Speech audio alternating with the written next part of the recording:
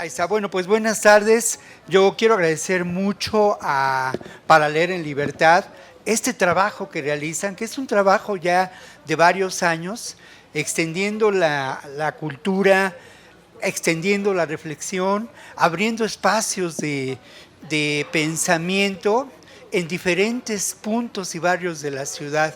Es para mí muy grato estar aquí con ustedes y compartir este micrófono con quien también agradezco mucho, que es Arturo Tezcagua. Él es el editor del libro, un libro que es, ya hablaremos de ello, pero es un libro muy singular, es un libro que desde una perspectiva, digamos, crítica, radical, pues mira lo que ocurre en el mundo desde los ojos de un extraterrestre, ¿no? Es un libro de ciencia ficción charra, digo yo. Pero yo quiero pasarle el micrófono a Arturo para que iniciemos formalmente el evento y podamos hablar un ratito y luego abrimos el micrófono para que pues intercambiemos puntos de vista, porque lo más rico de los eventos de Para Leer en Libertad es precisamente ese diálogo que se da entre ustedes y los editores y los autores y los que estamos involucrados en estos procesos de comunicación y de promoción del pensamiento crítico. Entonces le voy a pasar el micrófono a mi querido amigo Arturo, que aquí está, para muchas gracias, mi querido Víctor Ronquillo. Gracias a los amigos de Para Leer en Libertad por esta invitación, por estar aquí presentes nuevamente en las actividades que ellos organizan. Nos da mucho gusto y es un gran honor estar aquí junto a un gran personaje de nuestra cultura. Es un gran periodista, un periodista de investigación. Tiene publicados varios libros relacionados con diversas investigaciones. Una de ellas, una de las más sonadas quizá, es sobre las muertas de Juárez. Él tuvo que acudir, él fue a estos lugares y consiguió información privilegiada que dio a conocer en este libro sobre las muertas de Juárez. Y así como ese, tiene otros varios libros importantes, creo que para entender mejor nuestra sociedad y lo que está ocurriendo en ella y para dar a conocer justamente información. Víctor, además, sabemos que es un conductor de televisión. Participa también en programas de radio, con Julio Astillero tiene una participación importante, y en el canal 21, el canal justamente de la ciudad, allí está también Víctor con un programa de análisis que se transmite todos los jueves en la noche, a las 11 de la noche. Y bueno, Víctor está pero muy activo también produciendo libros, novelas y materiales de investigación, y muchas de ellas están en proceso de producción, en proceso de elaboración, de creación sobre todo. Y uno de ellos, él nos permitió que lo pudiéramos publicar, y es esta, la novela Camaleón. Es la primera novela que él escribe con el tema de ciencia ficción, pero es una novela muy sui generis, porque no es una novela donde vamos a encontrar luchas entre fuerzas oscuras y fuerzas muy nobles. No, es una novela de un personaje extraño, un personaje que es desterrado del mundo, de la nave planeta donde vive, y es desterrado justamente a este planeta, a la Tierra, y empieza a conocerla y comienza a identificarse con ella y a mimetizarse y a convertirse pues como un camaleón, a identificarse con esta tierra. Y esa es la historia que vamos a encontrar aquí, pero hay muchos detalles que ahora vamos a platicar y que me gustaría más que nada preguntarle al autor, porque yo siempre tengo muchas dudas cada vez que releo el material y me surgen dudas. Y una de las cosas que le quiero preguntar a él, ¿por qué este personaje vive una profunda soledad, mi estimado? Bueno, esa soledad tiene que ver en su espacio de la nave planeta, que es como un espejo de lo que ocurre aquí en la Tierra, ¿no? Es una metáfora, se llama, ¿no? Este espacio que se da de manera muy singular. Y en ese espacio, pues él es una persona disidente, es una persona que mantiene un pensamiento que lo hace diferente a el común de las personas que habitan ese planeta, que son personas, seres dominados, seres enajenados, que son solamente parte de una maquinaria, con la promesa de acceder a la vida eterna. Y en ese ámbito, este personaje, que es un ingeniero que se dedica a diseñar sueños para los jóvenes, pues mantiene una disidencia muy grande que lo aleja, ¿no?, de su entorno y de otras personas.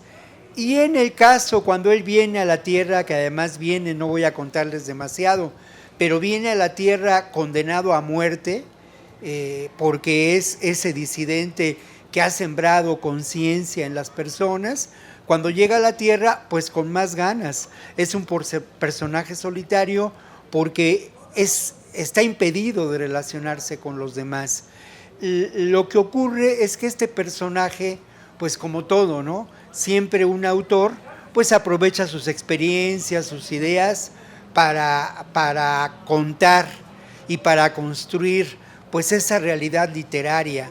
Entonces este personaje es un fotógrafo, pues similar a mi caso. Yo por muchos años he sido reportero y tuve la ocasión de viajar a diferentes lugares, ¿no? Y en ese sentido, pues este fotógrafo mira lo que pasa en diferentes espacios, ámbitos, realidades, ¿no? Pues tiene que ver, por ejemplo, con la terrible realidad de la guerra, que ahí está y es muy dolorosa para todos nosotros, ¿no? Esta guerra atroz que se da de una manera brutal desde hace ya más de un año, Rusia, Ucrania, desde mi punto de vista, pues parte de dos grandes monopolios del poder, de dos espacios de control político, y por otro lado, la terrible guerra que se está dando en la Franja de Gaza, donde no hay duda, acudimos a la consumación de ese terrorismo perpetrado por el Estado de Israel, donde las víctimas, y esa es la realidad, pues son niños, jóvenes, inocentes, ¿no?, con un afán de expulsión de esa comunidad. Nada puede justificar esas acciones, y el personaje de Camaleón tiene acceso por su oficio de fotógrafo a estar en esos espacios de guerra, ¿no? Y bueno, pues es interesante cómo esta novela se escribió hace más de un año, ¿no? Se publicó ahora hace poco, y cómo retrata, ¿no?, esos espacios de la guerra de una manera muy, muy rica. Sí es un personaje solitario, pero esa soledad le permite al personaje mirar lo que ocurre, ¿no? Es un personaje muy vivo y muy cercano a nosotros, porque en nuestra sociedad, justamente el gran problema que tenemos hoy en nuestra sociedad es la soledad. Miren, somos muchos, aparentemente somos muchos, y estamos todos integrados aquí, pero hay una manifiesta hay un manifiesto sentimiento de soledad en el mundo, ¿no? Y creo que este personaje lo refleja muy bien, siempre está alejado de los demás. Creo que refleja mucho de nosotros, porque él tiene miedo a los demás, y creo que nosotros tenemos miedo a los demás. Continuamente nos pasa eso.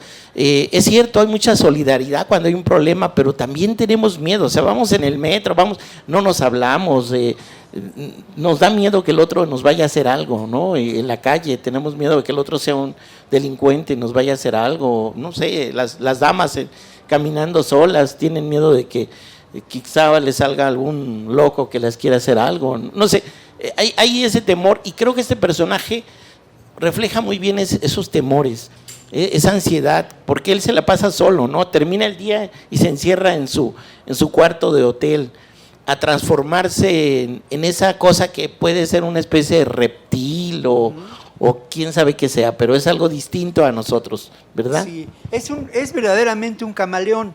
La historia tiene que ver con esa especie que sabemos todos, y es la sabiduría popular, tiene la capacidad de transformarse. Aquí está exagerada esa situación, pero es muy curioso porque, por ejemplo, la digamos, lo que el personaje reconoce en la especie humana es algo muy importante, ¿no? El personaje reconoce en la especie humana esa capacidad que tenemos de crear, de imaginar, de ser sensibles. Uno de los momentos estelares de la novela es cuando conoce a una cantante de rock en las profundidades del metro de Nueva York y se enamora de ella, ¿no? Pero realmente de lo que se enamora es de esta capacidad que tenemos los seres humanos de crear. Y es cierto, ¿no? Vivimos en un mundo, en un sistema mundo, pues que se encuentra en crisis, la pandemia, las guerras, pero aún así nos mantenemos con esperanza. Y hay lugares como este en el centro de la ciudad donde nos reunimos para hablar de libros, donde aquí en estos pasillos se encuentra el pensamiento humano. Y eso es muy alentador. Al final de cuentas, yo escuchaba parte de la charla que antecedió a esta, y bueno, uno encuentra, ¿no?, motivos de aliento, motivos de seguir adelante, porque aunque no lo parezca, estamos logrando cambiar la realidad, no solamente de este país, sino del mundo. Así como aquí, yo les aseguro que en distintos lugares del mundo y de distintas formas se expresa la rebelión, se expresan las ideas, se expresa el pensamiento, se expresa la belleza. A eso es a lo que hay que apostar. Y la novela pues cuenta este elemento que deslumbra al personaje, ¿no? Es decir, ah, caray, estos seres que yo pensaba que eran monos parlantes, resulta que son capaces de crear, de enamorarse y a pesar de todos los pesares, sabiendo que van a morir, ser felices en la vida. Entonces es una novela muy optimista en muchos sentidos, ¿no? Es una novela que sí tiene que ver con mi posición política de muchos años, con mi oficio de periodista, pero también tiene que ver pues con mi formación escolar, ¿no? Con esa labor de estudiar, ser profesor, porque al final de cuentas, en esos ámbitos de la educación es donde hablamos de estos temas y de la educación. Es una novela, pues algunos de ustedes que yo quizá tenga la suerte, que saben, que conocen alguno de mis libros y que tienen referencia mía. Bueno, la gran sorpresa es que esta novela no tiene nada que ver con ese personaje que ustedes conocen. Es un personaje o es un escritor totalmente distinto el que publica la novela. Por eso yo agradezco mucho a Editorial Trajín el que haya hecho el esfuerzo de publicarla, porque Planeta, Random House Mondadori, que son editoriales en las que yo he publicado anteriormente, bueno, ellos están dispuestos a publicarme un libro sobre el cártel inmobiliario, ¿no? Muy bien. O sobre lo que ocurre con los zapatistas, también muy bien. Pero muy difícilmente iban a tomar el riesgo de publicar una novela planteada desde estas cosas que les he dicho, ¿no? La creación literaria, ¿verdad? Creo que en esta novela justamente nuestro autor quiso hacer un ejercicio creativo, un ejercicio literario, y sin un compromiso político ni un compromiso periodístico, se desenvolvió literariamente, creativamente para construir esta novela, que es una novela de creación. Y creo que por eso eligió también un género muy creativo como es el de la ciencia ficción, donde todo es imaginación, ¿verdad? Eso son de las cosas que aquí van a encontrar interesantes y que van a disfrutar, porque estoy seguro que los van a disfrutar.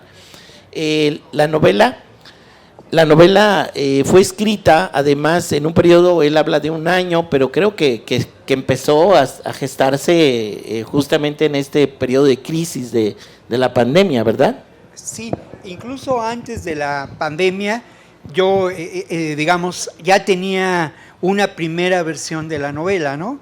Ya cuando vino la pandemia y todo esto, pues ya tuve oportunidad de corregirla, de agarrar el texto, pulirlo y eso. Y es interesante porque al final de cuentas, ese espacio del que todavía no acabamos de entender qué nos ocurrió cuando la pandemia, cuando el encierro, marca mucho de lo que en buena medida es la actividad cultural, la actividad de comunicación que ahora se lleva a cabo. No lo sabemos porque no lo hemos pensado, pero sin duda los procesos de comunicación, de escribir libros, de la televisión, el uso de las redes sociales, todo eso cambió con la pandemia y desde mi punto de vista cambió para bien, porque al final de cuentas se construyeron espacios alternativos y se consolidaron también espacios alternativos de comunicación. Aquí acabamos de escuchar una charla muy interesante y yo coincido, ¿no?, con muchos de los temas que se platicaron. En lo que no estoy de acuerdo es en términos de la hegemonía de los medios. Pensamos que los grandes medios, los periódicos, los canales de televisión, los grandes consorcios de comunicación radiofónica siguen siendo hegemónicos. No es cierto. La explicación para que haya una voluntad de cambio, de transformación en este país, tiene que ver con la conciencia de los ciudadanos que se expresó en el 2018 y también tiene que ver con ese trabajo que se ha ido conformando en algunos espacios de la televisión pública, en la radio pública y obviamente en esos espacios de comunicación alternativa, como ocurre con este programa de los periodistas, con Álvaro Delgado, o como ocurre con este otro espacio, ¿no?, en donde Julio Hernández ha convocado a un grupo de periodistas a que hagamos nuestra chamba lo mejor posible. Pero no sé si te parezca, mi querido Arturo, estas sesiones son muy singulares, las sesiones Para Leer en Libertad, porque tienen un carácter muy público. No somos tantos ahora, pero a mí me gustaría que, pues eso, estableciéramos un diálogo, que ustedes armen algunas preguntas. Ya está planteada la historia de la novela, ya les di algunas ideas que tengo sobre el tema de la comunicación. Ya Arturo me hizo favor, y lo agradezco mucho, de plantear un panorama pues biográfico y también de plantear el contenido de la novela. Entonces, pues yo los invito a que ustedes hagan preguntas, a que se expresen, y por aquí seguimos platicando. Es al revés. Para mí lo más interesante de este evento no es que yo venga a escucharme, que ya me he oído muchas veces, sino más bien a establecer un diálogo con ustedes, ¿no? Entonces, pues ahora sí, que abrimos el micrófono para que ustedes se expresen y vamos respondiendo a las preguntas, a los comentarios. Entonces, ahora sí que, ¿quién dice yo? ¿Tenemos alguna pregunta? Sí. A ver, aquí el compañero.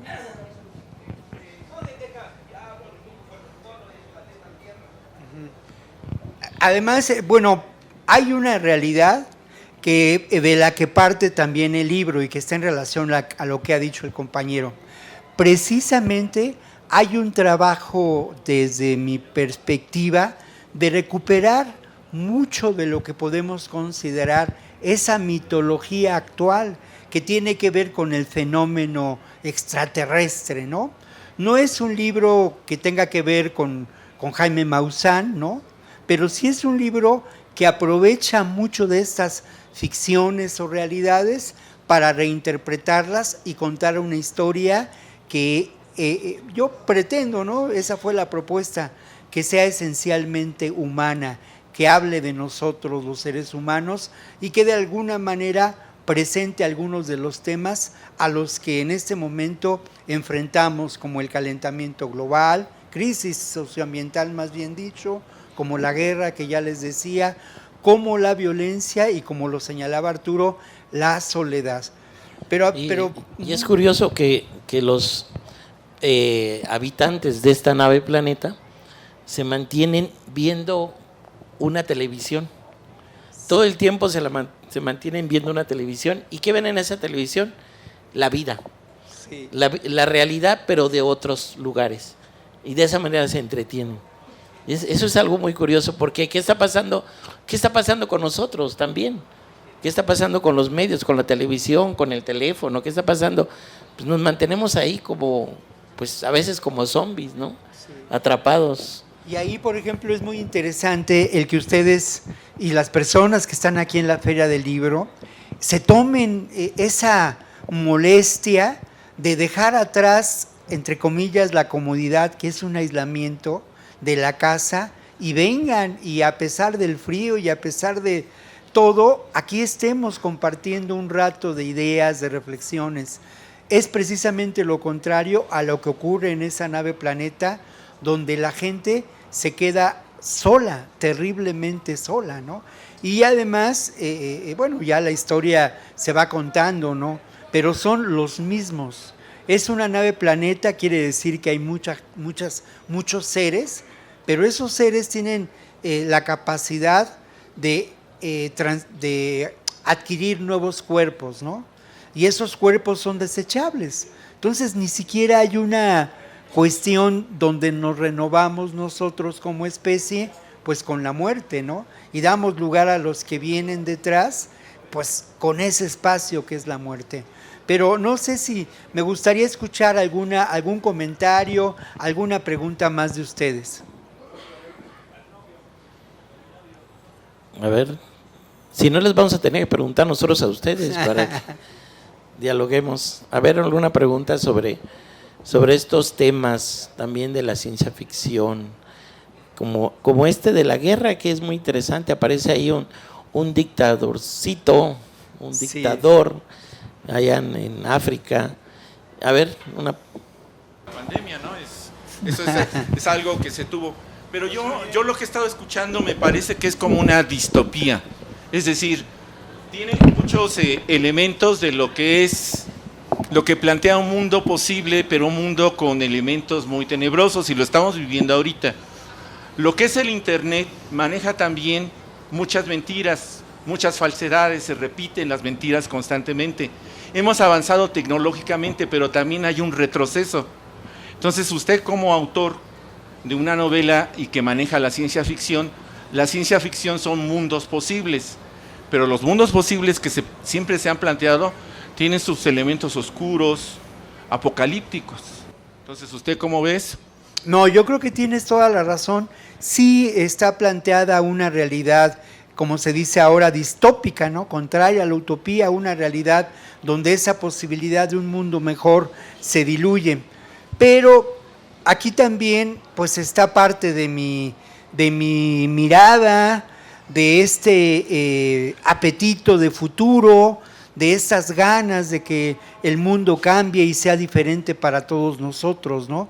Entonces es un personaje contradictorio, porque él da cuenta de lo que pasa en la Tierra, de lo que ocurre con las guerras, con situaciones de violencia, pero descubre estos otros elementos que son también parte de nuestra realidad.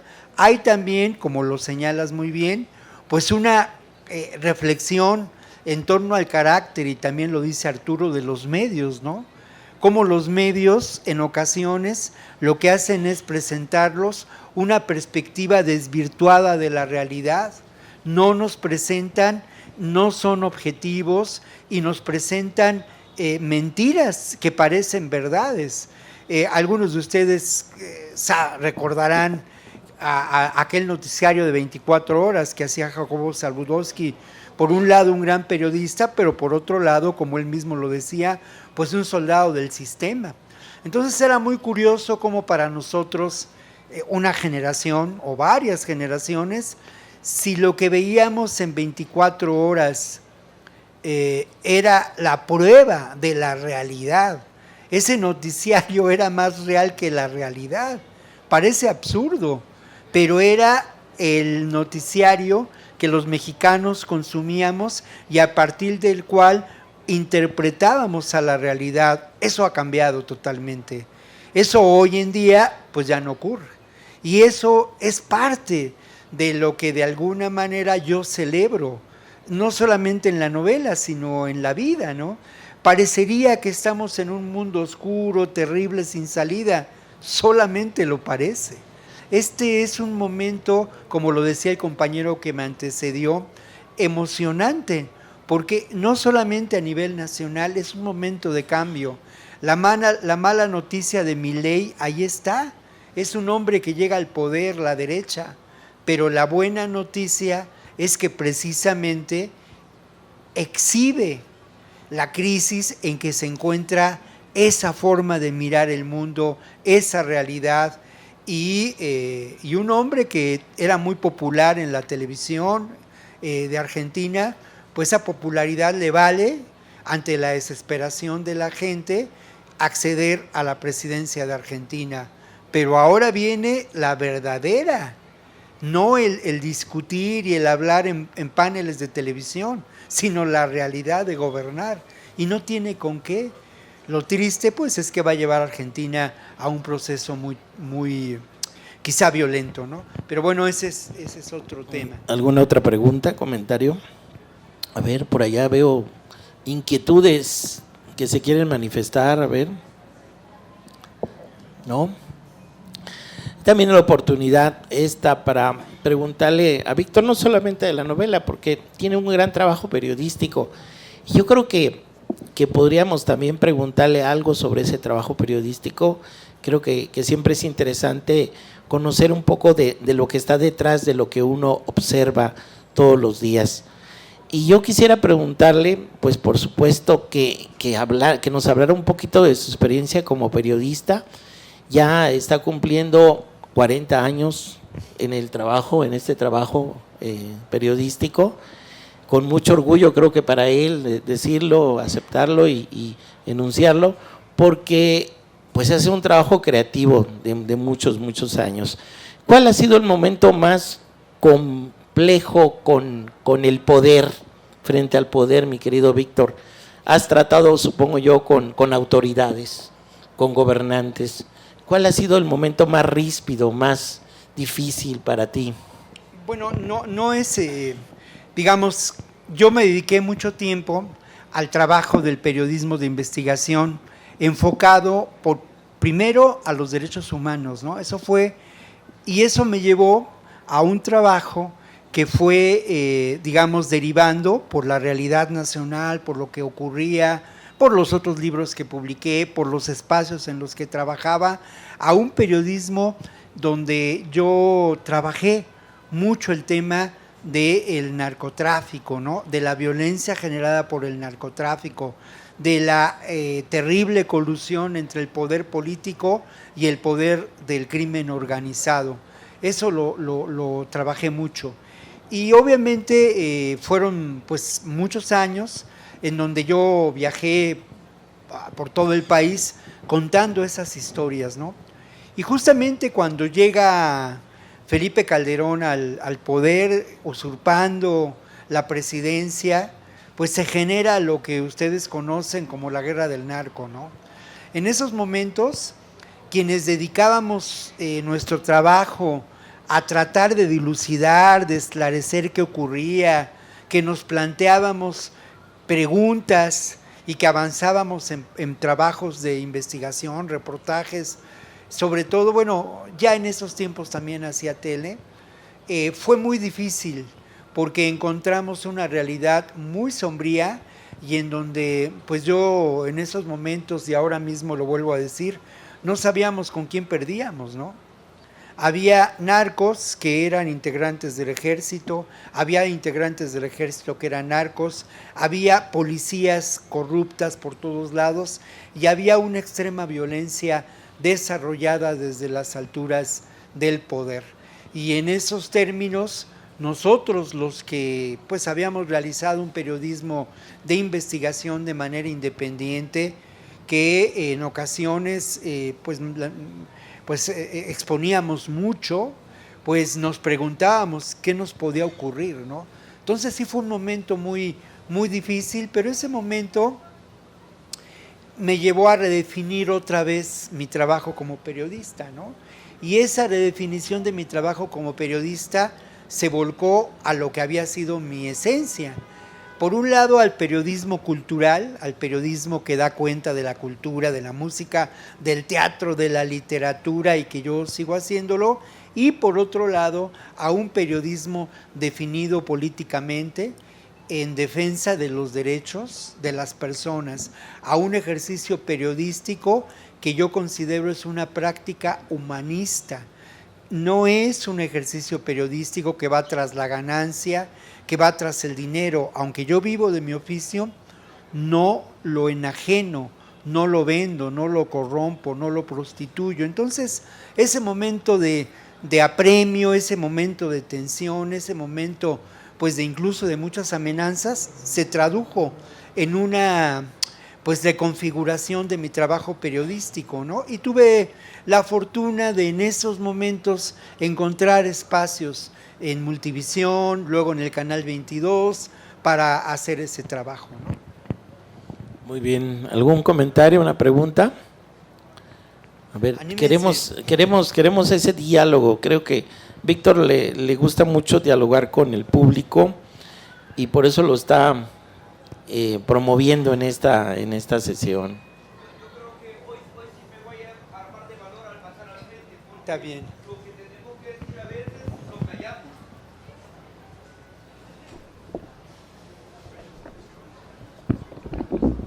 Muy buenas noches a todos en general. Eso de a todas, todos valemos lo mismo y somos un solo cuerpo acá, pienso yo. Y a veces nos echamos por alto, y aquí hay bastante gente de peso, gente pensante, en relación al agua. El agua, en mi país, como vivo en un país como en Chiapas, que es bastante lluvioso, como Catemaco, que he ido y hay bastante agua, no la extrañan, ni nosotros la extrañamos.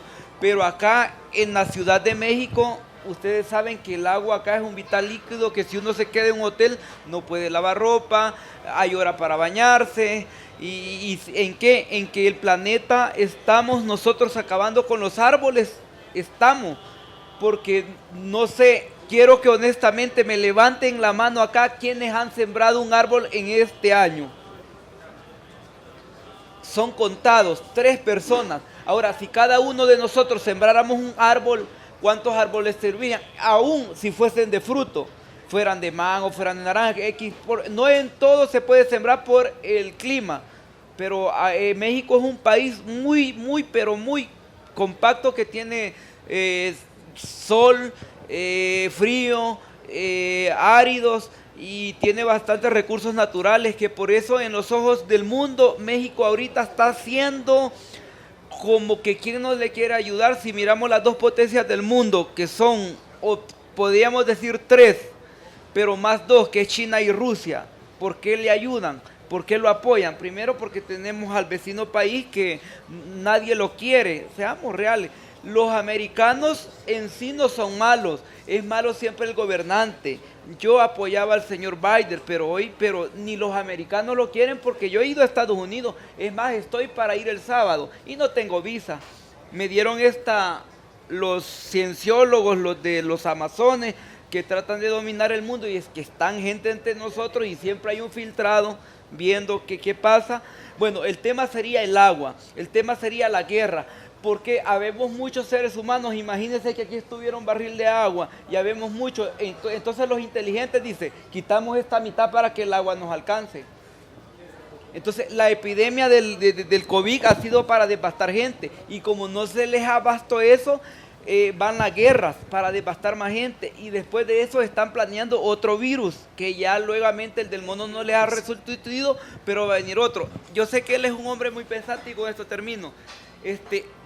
Él tiene mucho que enseñarnos, y a través de ese libro van a aprender cosas que por ejemplo, lo de Dios dijo, ¿de dónde viene? Del mundo, y pasear por ella, pero entre ellos habían bastante gente pensante. Aquí hay bastante gente pensante, solo quiero que copiemos lo de ellos. Yo, aunque no esté en mi país, siempre siembro un árbol, y en mi país siempre riego árboles en una autopista, y tengo animalitos en una autopista, y desde aquí mando a regarlas, aunque soy pobre. Pero el señor presidente Manuel López Obrador a nuestro país nos dio sembrando vidas. Ese Tren Maya que él ha hecho, aunque a veces a él lo utilizan los pensantes por venir a traer los minerales valiosos que hay en este país. En Michoacán la gente grande, como dicen, no narcos, esos son narcos de tierra, están quitándole a las personas sus tierras, y tienen que tener cuidado Sí. en eso. Ahí está. Ha tocado varios temas. Uno de ellos tiene que ver precisamente con lo que se llama la crisis ambiental. Y bueno, el libro también habla de esta realidad, pero ese calentamiento global que llaman los medios de comunicación no existe. Lo que existe es una crisis de sociedad ambiental. Es una crisis efecto de este modelo de desarrollo capitalista. Es una crisis efecto de la explotación de ciertos sectores de la humanidad que lucran con los recursos naturales. Los beneficios de este modelo económico, pues está de más decirlo, todos lo sabemos, son para una minoría en el mundo.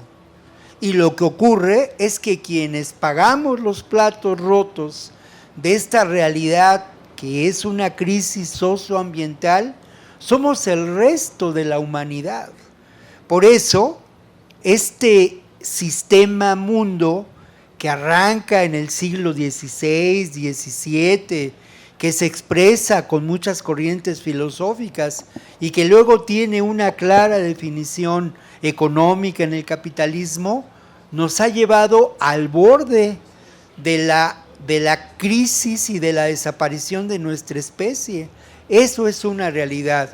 Pero los periodistas, los escritores, tenemos que llamar, y yo pues también les pido a ustedes, llamar a las cosas por su nombre.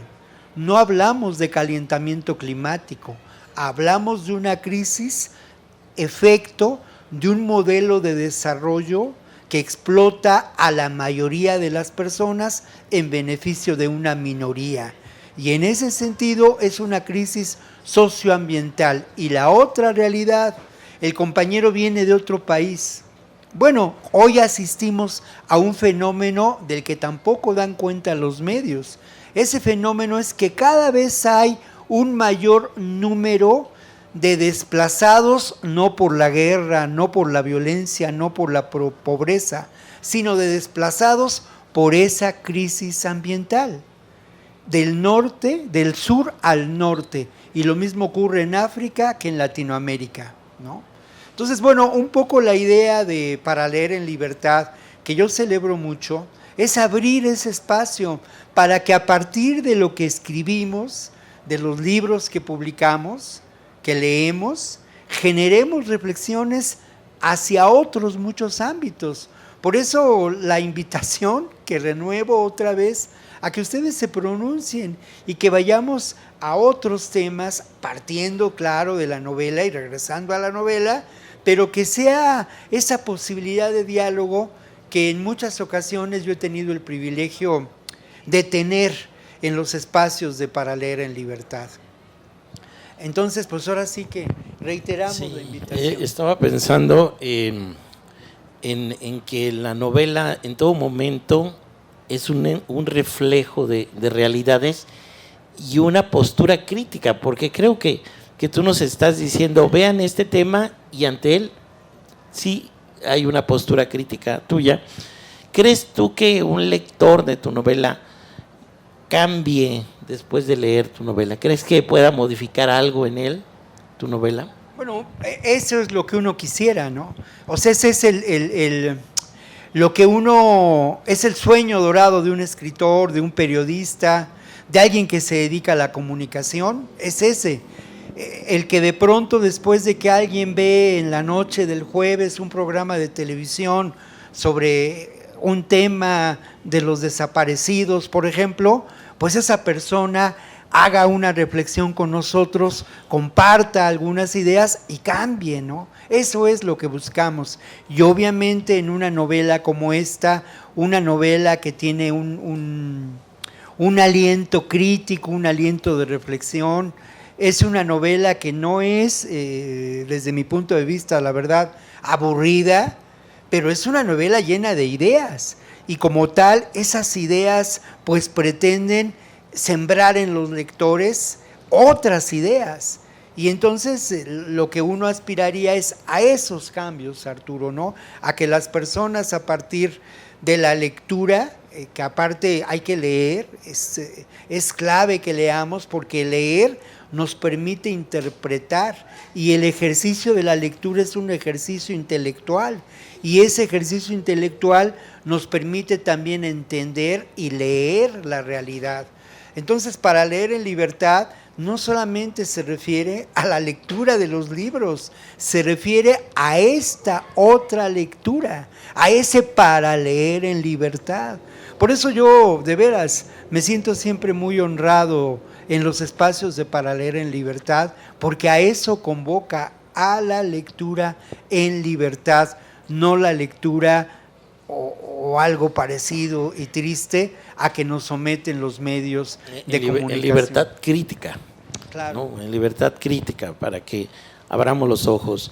Y dime, Víctor, ¿qué influencias puedes tú confesarnos que están aquí en tu libro? Bueno, sí hay una influencia determinante, clave, que es el punto de partida de esta novela, ¿no? Y esa influencia es una película que se filmó en los años 70 y que se llama El hombre que cayó a la tierra y es protagonizada por David Bowie. Esa película y sobre todo las primeras escenas de esa película cuando el personaje de Bowie llega a la tierra es el punto de partida de la historia. Y lo otro, pues yo pertenezco a una generación que nos formamos en el rock, que de alguna manera accedimos a una posición ante la vida a partir también de esos procesos de comunicación de la televisión. De tal manera que nosotros, como generación, pues tenemos un referente cultural muy grande en todo lo que fue el rock. Y uno de los personajes que yo admiro más por esa capacidad de disidencia, por esa capacidad crítica, por su música y por su capacidad de transformarse es David Bowie, ¿no? Entonces es una gran película que, por cierto, estuvo en la Cineteca en la Cineteca Nacional hace algunas semanas y era muy curioso cómo la sala estaba llena de jóvenes y cómo muchos de esos jóvenes no se daban cuenta que la película había sido filmada hace 40 años, ¿no? Sino la veían como algo que se acababa de hacer. Eso habla, ahora se me escapa el nombre del director de la película, pero eso habla del enorme talento, ¿no? De ese director y de esa película para que la película pues sonara con una enorme vigencia. Eso por un lado está presente y por otro lado yo no soy un gran lector de ciencia ficción, soy más lector de literatura policíaca, pero sí soy alguien que ha encontrado en los géneros que muchas veces se consideraron subgéneros, los de abajo, la posibilidad de contar historias humanas, ¿no? Y en ese sentido sí hay una influencia de algunos autores clásicos de la ciencia ficción, como Aldous Huxley, como Ray Bradbury, ¿no? Y como también toda una corriente de literatura de ciencia ficción que se publicó en Argentina, en España, en los años 80 y de la que en México tuvimos poca noticia, porque de lo que tuvimos más noticia en esos momentos fue de la literatura policíaca, que era un gran movimiento en ese entonces, ¿no? Y que opacó un poco a esta otra corriente de literatura de ciencia ficción. Muy bien. Pues, ¿sí hay una pregunta? Por favor, aquí en el micrófono para que lo escuchen todos. Qué bueno que te animas. Una conferencia de breve tiempo. Me gustaría hacerte unas preguntas en relación al libro. ¿En dónde planteaste la historia? ¿En un lugar en especial o aquí en la ciudad? ¿Qué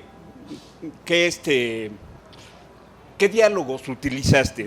O sea, ¿el técnico, el académico o el vulgar de la calle?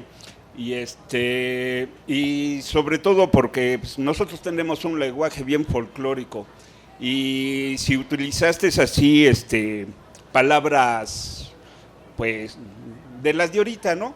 Que ahorita me sorprende ver niñitos que apenas si hablan y, no hombre, dicen unas palabrotas que ni yo nunca las dije en mi vida. Sí. Ese es mi comentario. No, muy buenas preguntas, muy buenas preguntas. Fíjate que sí, yo reconozco que la novela está planteada para mirar no tanto lo que ocurre en la Ciudad de México o en México, sino está planteada para mirar lo que ocurre en el mundo, ¿no? Entonces son diferentes escenarios. Son escenarios que se dan en el norte, digamos, cuando el personaje arriba a la Tierra. Es un escenario que refiere al norte de Estados Unidos, en un pueblo minero. Hay otro momento para mí muy interesante, que es cuando el personaje viaja a un conflicto, a una guerra que se da en África, como ocurre. Lo otro es que eso también es interesante, ¿no? Sabemos de la guerra de Ucrania, de la guerra de Gaza, pero poco sabemos de estas guerras cotidianas que se libran en el continente africano. Entonces, es un poco esa realidad también la que toco. Y luego lo otro, pues yo no conozco mucho Nueva York, ¿no? Pero he tenido ocasión de estar ahí, y entonces sí, esa ciudad que es una Babel del mundo, permite que este personaje reconozca esa realidad y esa Babel, y realice pues como una expedición en búsqueda de esa cantante de rock que ha desaparecido, ¿no? Y luego, por último, pues también yo, como digo, ¿no? Pues todos los autores referimos nuestras experiencias, y esa experiencia pues tiene que ver mucho con mis viajes al norte del país, y con, de una manera u de otra, con el contacto de estos grupos de crimen organizado, con su peligrosidad, con su realidad, con su organización. Entonces, el Camaleón cae en poder de estos grupos, ¿no? Ahora, respecto al lenguaje, mira, creo que, digamos, reconozco que la novela en ese sentido puede resultar fallida. Es un lenguaje que más bien proviene de los diálogos que uno plantea en la literatura. Yo reconozco mi debilidad como autor para construir diálogos vivos, ¿no? Y reconozco también, pero eso es parte de las selecciones que uno hace como autor, el trabajar de diferente manera, ¿no? Yo, digamos, realizo un ejercicio de humor, pero de humor ácido, negro, que de alguna manera está presente en el libro, ¿no? Pero sí creo que una de mis limitaciones es lograr un lenguaje chispeante, rico, como lo tuvo y lo tienen los libros de Armando Ramírez, ¿no? A quien por ahí encontrará algún libro, y yo recomiendo mucho en ese sentido, ¿no? Él tiene precisamente esa fuerza para retratar el lenguaje de la calle, el lenguaje de la vida. Y yo, bueno, ahí sí, pues como todo, ¿no? Hay espacios que uno domina, y hay otros espacios en los que uno tiene que elegir pues lo que le es más cercano, ¿no? Y a mí me es más cercano, para contar historias, y sobre todo este tipo de historias, un lenguaje más literario, ¿no? La verdad de las cosas. Más neutral, ¿no? Más neutral. Es como cuando los doblajes en la televisión. Nosotros a veces vemos escuchamos los doblajes, y son doblajes neutrales casi siempre. Pocas veces escuchamos giros o términos populares de los que solemos usar nosotros en nuestra cotidianidad, sí, porque se prefiere lo neutral. Y es lo que hace Víctor, porque como él dice, es una novela que tiende a ser universal, entonces él prefirió estos tipos de diálogos. Eso se plantea, ¿no? Que sea una novela que encuentre lectores en otras latitudes, en otros ámbitos, y que su fuerza no sea el rescate de la lengua, ni la fuerza que tiene la lengua viva que hablamos nosotros, sino otro tipo de preocupaciones de las que hemos hablado esta noche, ¿no? O sea, es una novela que busca reflexionar sobre esos temas que en este momento confrontan a nuestra especie, ¿no? La crisis socioambiental, la guerra, la soledad, la enajenación de que somos víctimas, ¿no? Esos son algunos de los grandes temas de la novela, ¿no? ¿Algún comentario, alguna otra pregunta? Vamos a darle la palabra a la compañera que no ha hablado. Sí. Qué bueno. Hola, buenas noches. Hola. A mí me surge la duda de desde dónde plantea el optimismo, que desde dónde se plantea este optimismo, que he podido ver como un poco de lo que han dicho del personaje, ante este miedo a lo desconocido y ante este miedo al otro, como ante toda esta incertidumbre. Mira, esa es una pregunta muy interesante. ¿Desde dónde se plantea el optimismo? La verdad se plantea desde algo que es esencial para todos nosotros y es el afán de sobrevivencia.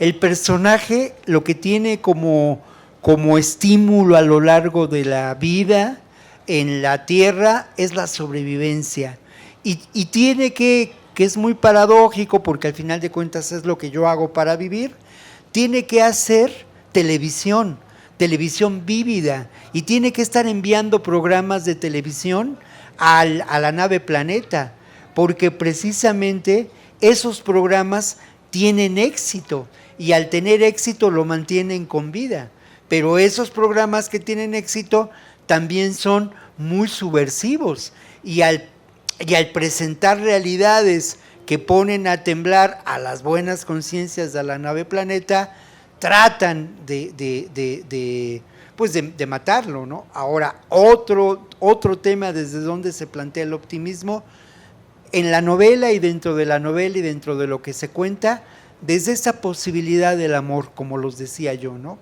O sea, es determinante para ese personaje el amor. Y sobre todo en un momento dado, en donde se enamora de una mujer, siendo él un camaleón, ¿no? Y la otra realidad, ya fuera de la novela, es que, bueno, pues yo desde hace muchos años, ya ahora muchos años, que decidí, después de haber publicado algunos libros que son terribles, tremendos, haber hecho programas de televisión, que cuentan historias muy sórdidas, muy tristes, muy dolorosas, decidí yo que aún contando esas historias, siempre tenía que construir, siempre tenía que dar lugar a la luz, a la esperanza. Y desde ahí, todo mi trabajo, de una forma o de otra, alude a eso. Aún con los temas más duros de desplazados por la violencia en Guerrero, cuando algunas personas desplazadas estuvieron en el programa, vimos alternativas de organización, de conciencia, de reflexión que dan esperanza, ¿no? Entonces, de ahí también parte el optimismo, ¿no?